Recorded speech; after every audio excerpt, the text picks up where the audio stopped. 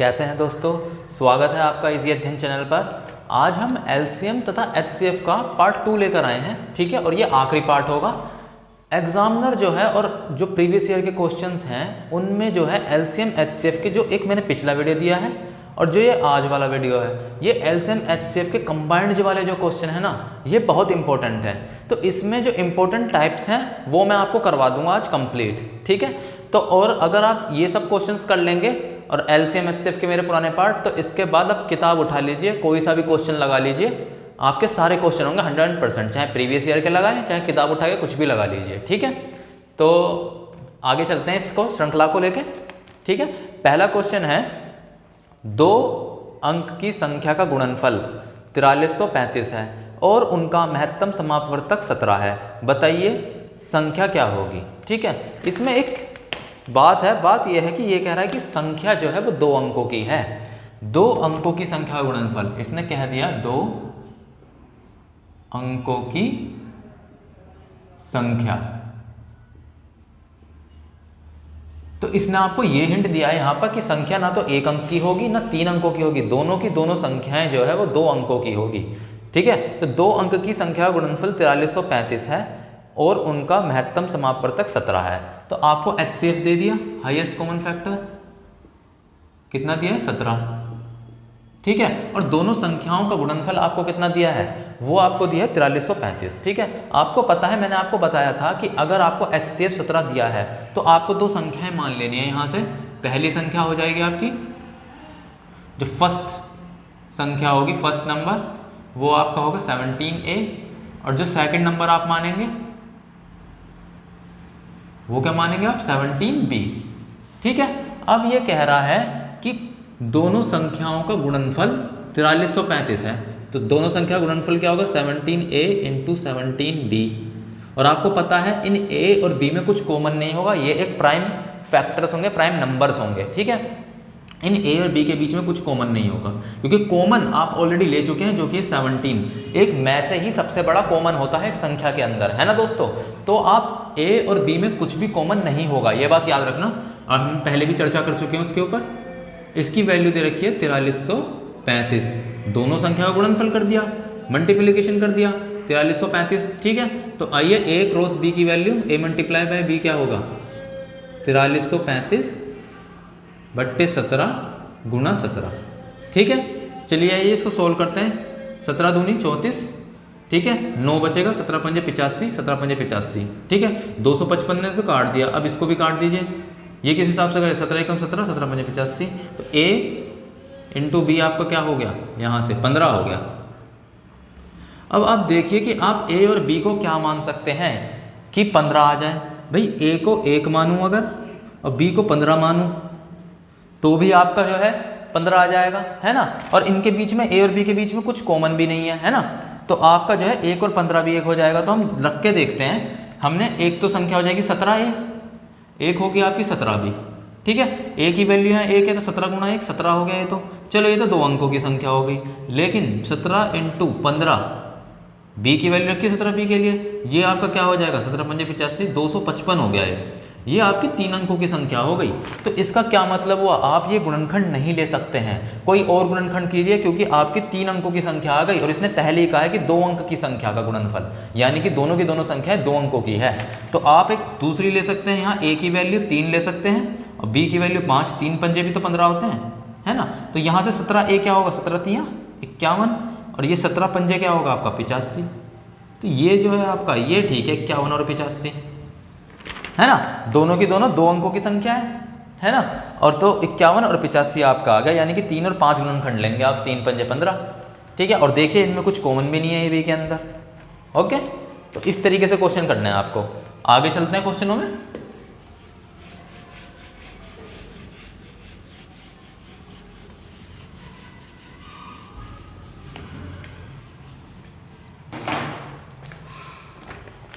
एक क्वेश्चन है 2 संख्या के लैस है यानी कि एलसीएम तथा मैस है यानी कि एचसीएफ का गुणनफल 35 है।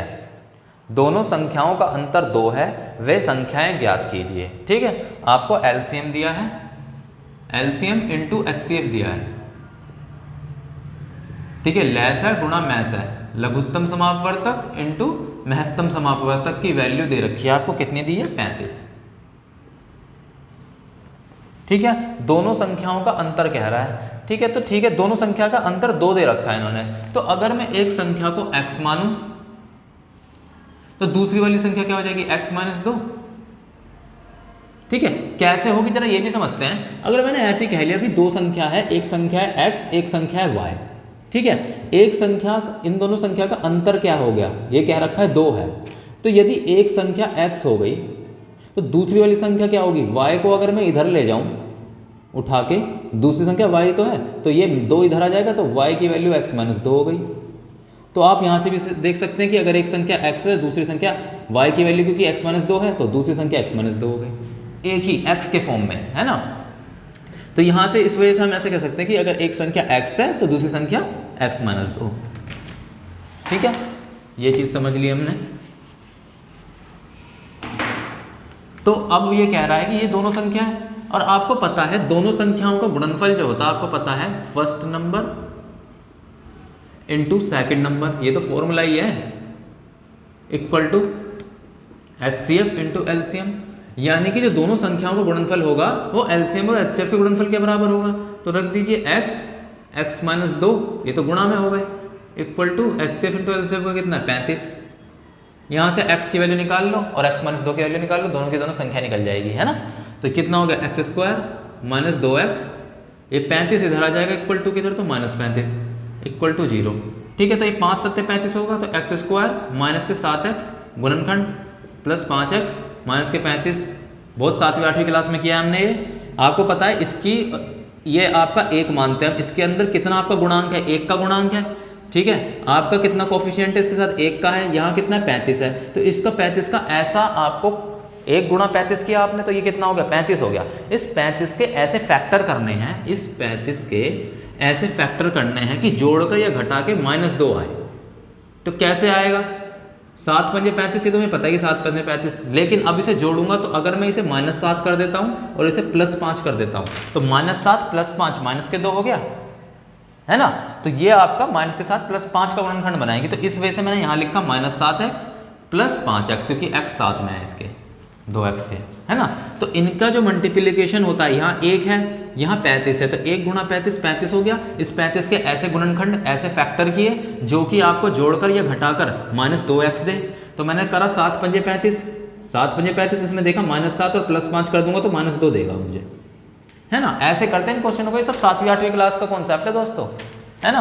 आगे चलते हैं, तो इसमें x कॉमन लिया, ये आपका कितना हो गया x माइनस 7, यहाँ +5 कॉमन लिया, ये कितना हो गया x माइनस 7 इक्वल टू 0।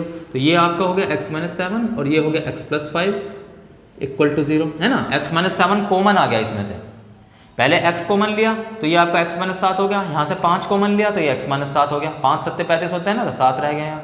फिर यहाँ पे x माइनस 7 और x माइनस 7, ये देखिए यहाँ पे ये कॉमन ले सकते हैं, इनको कॉमन ले लिया तो ये x बचेगा और ये +5 बचेगा, तो x + 5 यहाँ आ गया। तो आपके दो रूट निकल गए यहाँ से x के, क्या निकला, एक तो निकला x माइनस 7 इक्वल टू 0, एक निकला x + 5 इक्वल टू 0, ये दो निकले।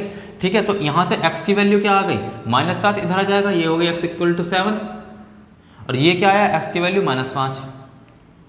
ठीक है, तो यहाँ 2 रूट आ गए, लेकिन ये जो संख्याएं हैं ना, ये ले से और मैं से, ये आपके पॉजिटिव में रहते हैं, इन्हें नेगेटिव में नहीं ले सकते हम, है ना। तो ये नेगेटिव वाले को हम हटा देंगे, इसको कैंसिल कर देंगे, x इक्वल टू 7 मानेंगे, क्योंकि आपकी संख्या ये नेगेटिव में नहीं हो सकती। ले से मैं से का गुणनखंड कहा है इन्होंने, ये सब चीज़ें कही हैं, तो ये संख्या जो है आपकी, ये आपकी नेगेटिव में नहीं होगी। तो इसलिए हमने माइनस वाले को हटा दिया, कैंसिल कर दिया, ओनली प्लस वाला रखा। जब x की वैल्यू 7 आ गई 1, तो दूसरी संख्या क्या होगी, x माइनस 2, यानी कि कितनी 7 माइनस 2 इक्वल टू 5, यानी कि दोनों संख्याएं निकल गई 7 और 5। ठीक है, एक संख्या आपकी x थी x माइनस 2, x की वैल्यू 7 आ गई, x माइनस 2 की वैल्यू कितनी होगी, 7 माइनस 2 5, है ना। दोनों संख्याएं आ गई आपकी, समझ गए दोस्तों।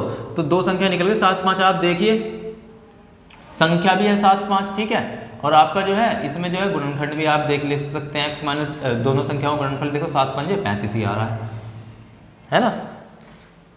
चलिए आगे चलते हैं।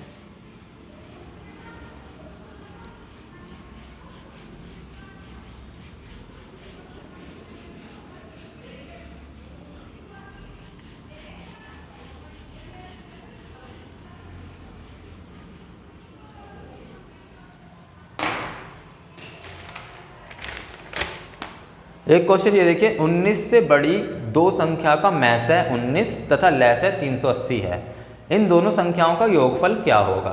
ठीक है, पहली बात इसने शर्त दे दी है 19 से बड़ी दो संख्या। ठीक है, जो भी संख्याएं आएंगी वो दोनों की दोनों संख्याएं 19 से बड़ी होनी चाहिए। ठीक है, तो आपको HCF दिया है इन्होंने कितना, मैस है दिया है 19। ठीक है, और आपको जो लैस है दिया है, LCM दिया है, वो कितना दिया 380। ठीक है, अब आपको पता है कि जब जहां भी आपको दिख जाए मैस से 19 है तो आपकी दो संख्याएं तो बन गई समझो। पहला नंबर, फर्स्ट नंबर क्या होगा आपका, पहली संख्या हमने मान ली 19 है, और जो सेकंड नंबर है उसे मैंने क्या मानी 19b।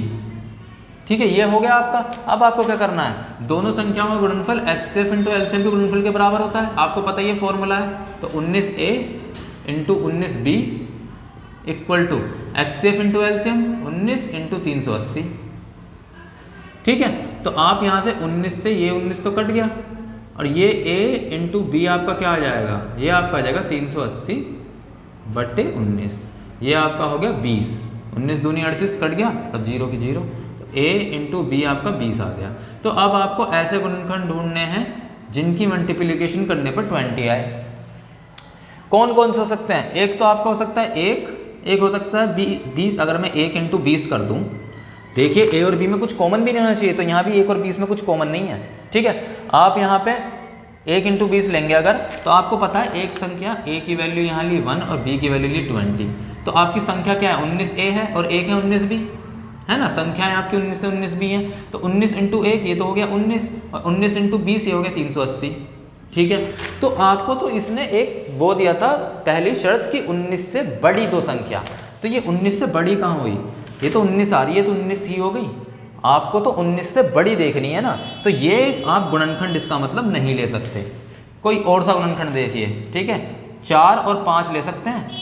ठीक है, 4 पंजे भी तो 20 होते हैं, तो a की वैल्यू यहाँ पे 4 रखो और b की वैल्यू रखो 5, तो आपकी क्या क्या हो जाएगी 19a, 19 चौका कितना हो गया 76, एक हो गया 76 और एक हो गया 19b, 19 पंजे कितने हो गए 95। तो अब आप देखिए यहाँ पे 76 और 95 जो आए हैं आपके, 76 एंड 95 जो आए हैं आपके, ये आपके देखिए 19 जो कह रखा 19 से बड़ी, दोनों की दोनों संख्या 19 से बड़ी हैं, है ना। तो इसका मतलब ये गुणनखंड सही थे, और ये आपकी संख्याएं होंगी 76 और 95। ठीक है, ये जो मैं आपको करके दिखा रहा हूँ ना दोस्तों कि 1 और 20 रख लो, ये तो मैं करके दिखा रहा हूँ, ये करने की जरूरत नहीं है क्वेश्चन में, ये तो मैं आपको समझाने के लिए कर रहा हूँ। जब आप देखेंगे यहाँ पे कि 1 और 20 बन रहा है, और वहां से देखेंगे तुरंत ही कि 19 एकम 19 आ गया, तो 19 तो 19 से छोटी हो, 19 से बड़ी नहीं हुई ना, तो इसको वहीं खारिज कर देंगे आप मन ही मन में। ठीक है, ये तो मैं समझाने के लिए बता रहा हूँ आपको, ये सब नहीं करना है। बस 19a देखेंगे, 19 गुणा 1 19। ठीक है, 19 नहीं लेना, हटा दो तुरंत ही, ये वाले गुणनखंड हमको नहीं लेने। दूसरी चलो 19 चौका 76, वहीं पता लग जाएगा, 4 और 5 से बन जाता है, तो एक 19 चौका 76 हो गया और एक 19 में 95 हो गया, 76 और 95 आपका आंसर आ गया। ठीक है, ये सब दिमाग में चलना चाहिए आपके। ये तो मैं आपको इतनी अच्छी तरीके से समझा रहा हूँ जानबूझ के कि आप ये सब काम मन मन में करें, इस वजह से मैं आपको समझा रहा हूँ पूरा खोल के, ये सब काम आपके मन मन में हो। ठीक है, इतना आसान लगने लगे आपको ये क्वेश्चन। ठीक है, आगे चलते हैं।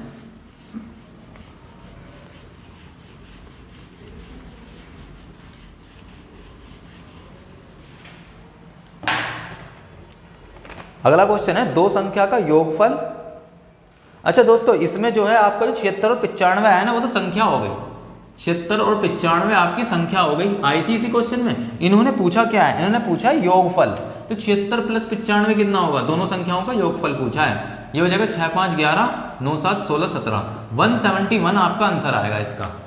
ओके, 76 और 95 आपका आया था, इसने संख्याएं नहीं पूछी, इसने बताया दोनों संख्याओं का योगफल क्या होगा। तो दोनों संख्याओं का योगफल आपका 76 प्लस 95 कितना होगा 171 होगा। ठीक है,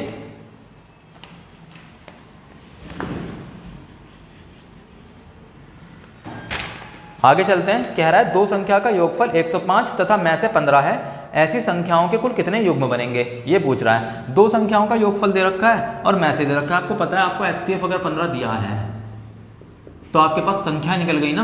पहली संख्या फर्स्ट नंबर आपके पास क्या हो गया 15 है, और दूसरी संख्या आप क्या मान लेंगे 15 भी। ये तो आंख बंद करके आपको HCF देखते ही कर देना है। जहां HCF देखा 15 है तो दोनों संख्याएं मिल गई, मैं 15 है 15 भी, दोनों संख्याओं का योगफल 15a प्लस 15b ये दे रखा है आपको, कितना दे रखा है आपको, दे रखा है इसने 105। ठीक है, 15 कॉमन ले लो इसमें से, 15 कॉमन लूँगा तो यहाँ a प्लस बी आएगा, ये कितना हो गया आपका 105। ठीक है, 15 नीचे जाएगा, 105 बटे 15, 15 सत्ते 105 होते हैं, तो a प्लस बी की वैल्यू आपकी 7 आ गई,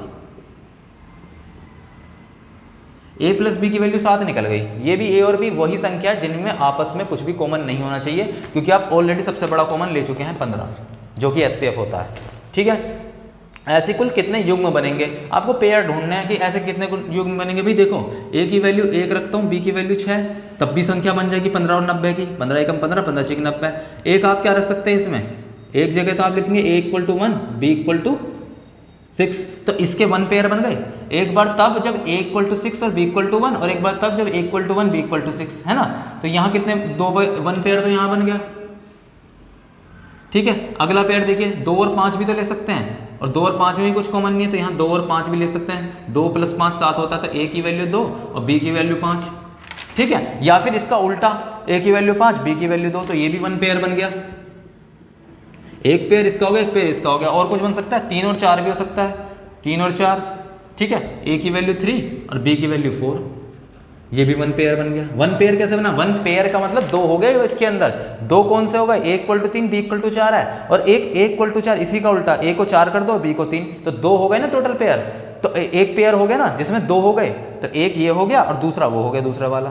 ठीक है, तो सब के अंदर 2 2 2 हैं, 2 2 4 2 6। अगर टोटल संख्याएं पूछेंगे तो आपके पास 6 संख्याएं बन जाएंगी। ठीक है, और अगर पेयर पूछेंगे तो 3 पेयर हो गए। ठीक है, 1 1 2 1 3 पेयर टोटल हो गए आपके पास। ठीक है, तो 3 पेयर आपका आंसर आ गया। इसमें 3 जोड़े बनेंगे, 3 युग्म बन जाएंगे इस संख्याओं के, ऐसे। ठीक है, अगला क्वेश्चन देखते हैं दोस्तों, आखिरी क्वेश्चन है।